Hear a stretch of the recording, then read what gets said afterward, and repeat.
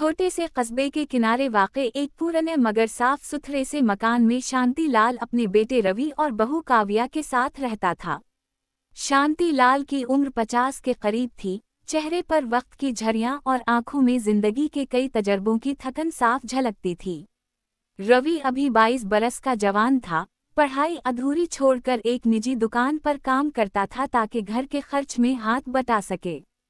काव्या घर की बहू थी, नरम मिजाज, कमगो और सब्र करने वाली लड़की, जो शादी के बाद नए माहौल में खुद को ढालने की कोशिश कर रही थी। उसी घर में एक और रिश्ता भी था जिसने पूरे मोहल्ले को हैरान कर रखा था। शांति लाल की दूसरी शादी से पैदा होने वाली बेटी नंदनी, जो अभी सिर्फ 16 बरस की थी, मगर किस्मत ने उसे इस घर की सास बना दिया था। नंदनी की मां चंद साल पहले एक हादसे में इंतकाल कर चुकी थी और इसके बाद शांति लाल ने घर को संभालने के लिए जल्दी में अपने बेटे की शादी कर दी थी। उम्र में बहुत कम होने के बावजूद नंदनी के कंधों पर घर की बड़ी बेटी होने का बोझ आ गया था। नंदनी देखने में खूबसूरत, सानूली रंगत, बड़ी बड़ी आंखें और मासूम सा चेहरा रखती थी, मगर इस मासूमियत के पीछे एक जिद्दी और खुदसर तबीयत भी छपी हुई थी। स्कूल की दोस्तों में इसका खास रूप था, सब उसे तेज और बातूनी लड़की के तौर पर जानते थे। घर में भी वो अक्सर अपनी बात मनवाने की आदी थी। अब जब रवि की शादी हो गई थी और काव्या बहू बनकर आई थी तो नंदनी के दिल में अजीब सा एहसास पैदा हुआ, जैसे इसका घर और इसकी तवज्जो किसी और ने छीन ली हो। शादी के बाद शुरू के चंद दिन सब कुछ ठीक चलता रहा। काव्या अदब से नंदनी को छोटी सास कहकर बुलाती, इसके लिए चाय बनाती, इसके कपड़े धोने में मदद करती और हर बात में इज्जत देती। मगर नंदनी को ये सब कुछ किसी तरह का दिखावा लगता था। वो दिल ही दिल में सोचती कि ये नई बहू शायद बाप और भाई की नज़र में खुद को अच्छा साबित करना चाहती है। नंदनी को लगता कि अब इसकी अहमियत कम हो गई है, इसलिए वो छोटी छोटी बातों पर काव्या को टोकने लगी। एक दिन सुबह सवेरे काव्या किचन में नाश्ता बना रही थी। नंदनी वहां आई और उसने नमक कम होने पर सख्त लहजे में टोका। काव्या ने फौरन माजरत की और दोबारा नमक डाल दिया, मगर नंदनी का दिल ना भरा। उसने कहा कि बहू को घर के तरीके सीखने में वक्त लगेगा, वरना घर का निज़ाम खराब हो जाएगा। शांति लाल ने बात सुनकर नंदनी को नरमी से समझाया कि बहू नहीं है, इसे वक्त दो। मगर नंदनी ने मुंह बनाकर किचन से निकल जाना ही बेहतर समझा। कुछ ही दिनों में नंदनी की आदत बन गई कि वो हर काम में नुक्स निकालती। कभी बर्तन ठीक से नहीं धोए, कभी कपड़े वक्त पर नहीं सिखाए, कभी चूल्हे के पास सफाई कम रह गई। काव्या दिल ही दिल में रोती मगर जबान से कुछ ना कहती। इसे अपनी माँ की नसीहत याद आती कि ससुराल में सब्र ही औरत का सबसे बड़ा हथियार होता है। रवि भी कभी कभार बहन को समझाने की कोशिश करता मगर बहन इसकी बात को मजाक में उड़ा देती। मोहल्ले की औरतें भी इस अजीब रिश्ते पर बातें करने लगें। कोई कहता, कैसी किस्मत है बहू की कि इसकी सास इससे भी छोटी है। कोई हंसते हुए कहता कि अब तो बहू को अपनी सास को स्कूल छोड़ने जाना चाहिए। नंदनी को ये बातें सुनकर गुस्सा आता, उसे लगता सब इसकी उम्र का मजाक उड़ा रहे हैं। इस गुस्से का असर वो घर आकर काव्या पर निकालती। एक दिन नंदनी स्कूल से रोती हुई घर आई।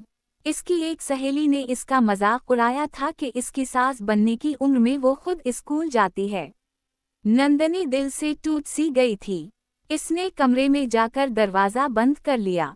काव्या ने देखा तो खामोशी से इसके कमरे के बाहर खड़ी हो गई। थोड़ी देर बाद उसने आहिस्ता से दरवाज़ा खटखटाया।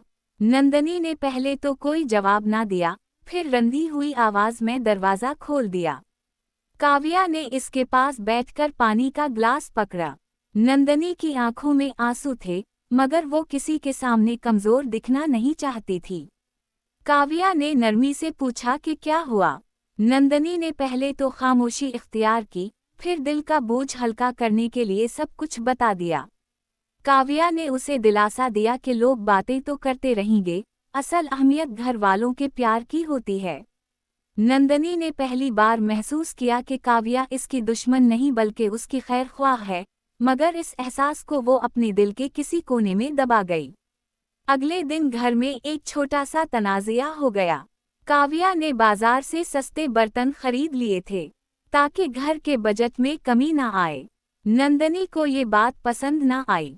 इसने कहा कि मोहल्ले में लोग क्या कहेंगे कि इस घर की बहू सस्ती चीजें लाती है। काव्या ने खामोशी से कहा कि पैसे बचाने के लिए ऐसा किया है। बात बढ़ गई और शांति लाल को बीच में आकर दोनों को खामोश कराना पड़ा।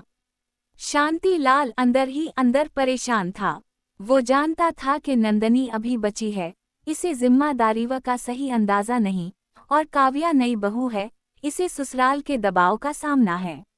वो चाहता था कि घर में सुकून रहे, मगर दोनों के बीच पैदा होने वाली छोटी छोटी तल्खियां इसके लिए फिक्र का बायस बन रही थीं।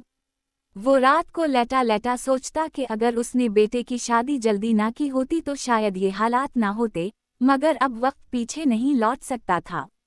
रवि भी अपने आप को दो कश्तियों में सवार महसूस करता था। एक तरफ बीवी का दिख, दूसरी तरफ छोटी बहन की जिद।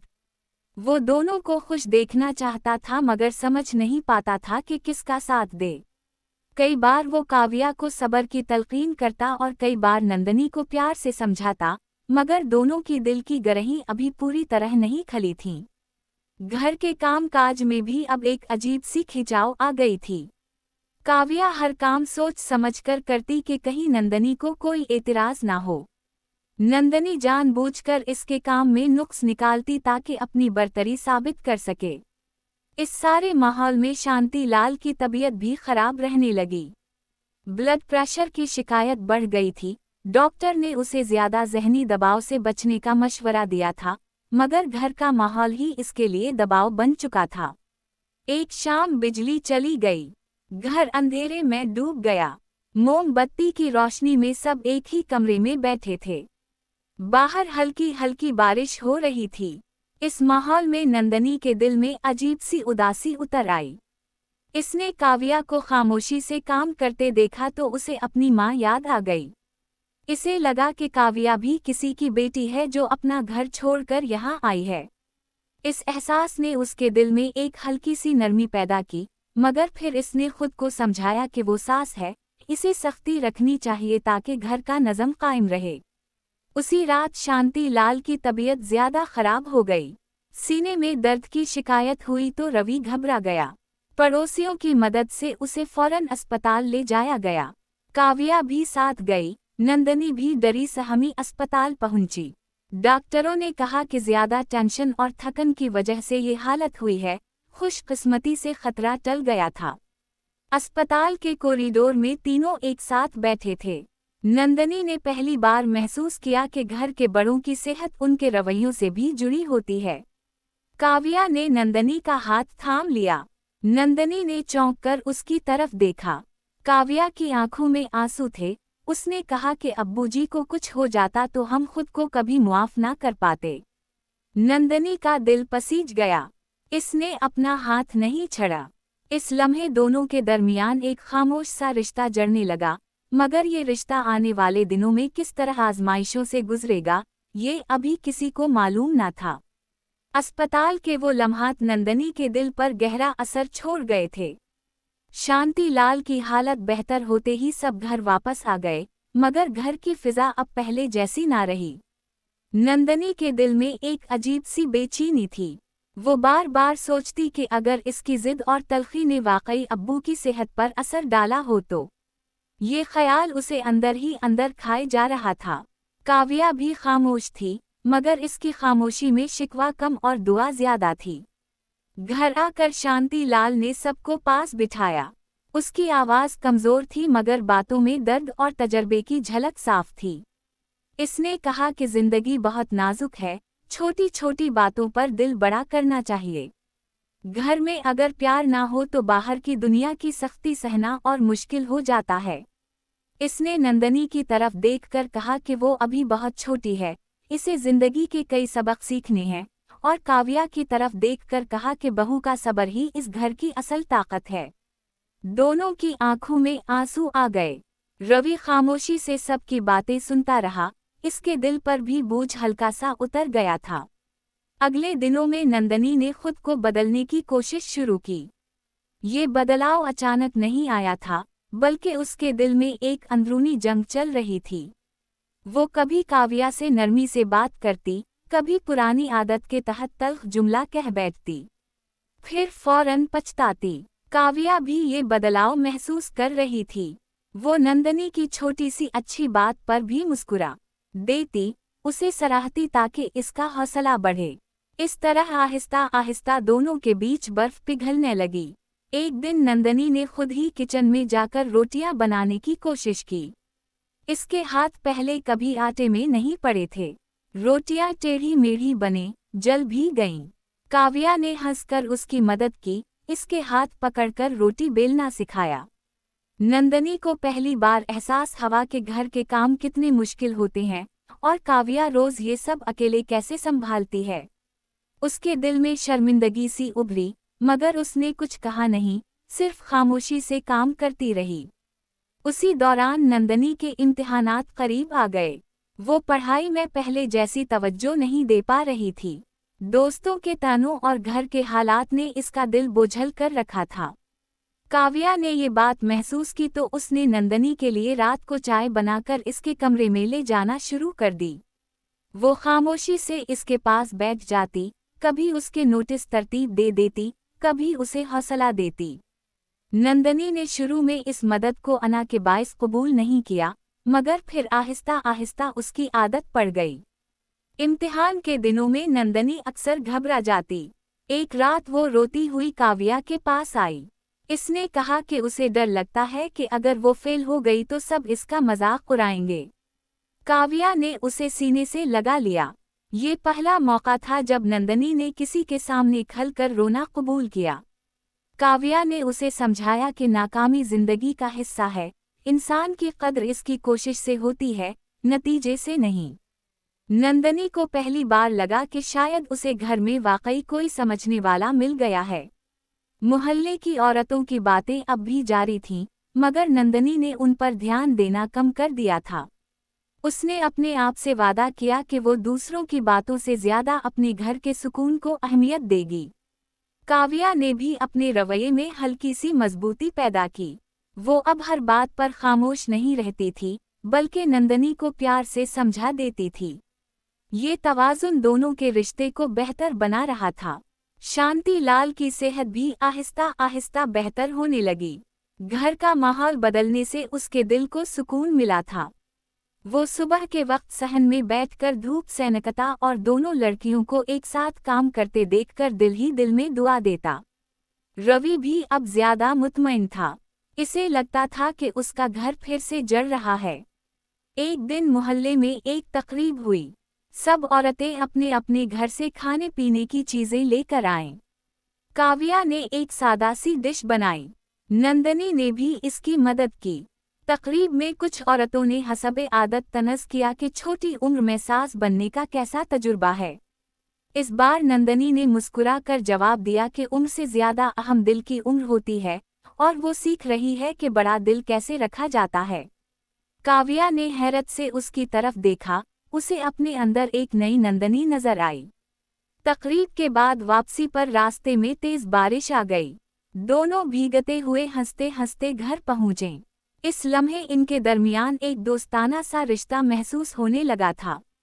घर पहुंचकर नंदनी ने खुद ही तौलिया निकालकर काव्या को दिया। ये छोटी सी बात थी, मगर इसके पीछे एक बड़ी तब्दीली छपी थी। वक्त गुजरता गया, नंदनी के इम्तिहानात खत्म हो गए। नतीजा आया तो वो अच्छे नंबरों से पास हो गई। घर में खुशी का समा था। शांति लाल ने मिठाई मंगवाई, रवि ने बहन को मुबारकबाद दी और काव्या ने उसे गले लगा लिया। नंदनी की आंखों में खुशी के आंसू थे।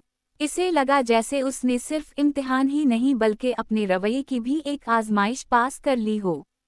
कुछ दिन बाद शांति लाल ने एक फैसला किया। इसने कहा कि नंदनी की पढ़ाई बहुत ज़रूरी है, इसकी उम्र सास बनने की नहीं बल्कि ख्वाब देखने की है। इसने तय किया कि नंदनी की जिम्मेदारियां कम की जाएंगी ताकि वो अपनी तालीम और मुस्तकबिल पर तवज्जो दे सके। काव्या ने फौरन हिमायत की और कहा कि घर के काम वो संभाल लेगी। नंदनी ने ये बात सुनी तो उसका दिल भर आया। इसे लगा कि पहली बार इसकी जिंदगी के फैसले में इसकी खुशी को अहमियत दी जा रही है। नंदनी ने अब खुद को बदलते हुए महसूस किया।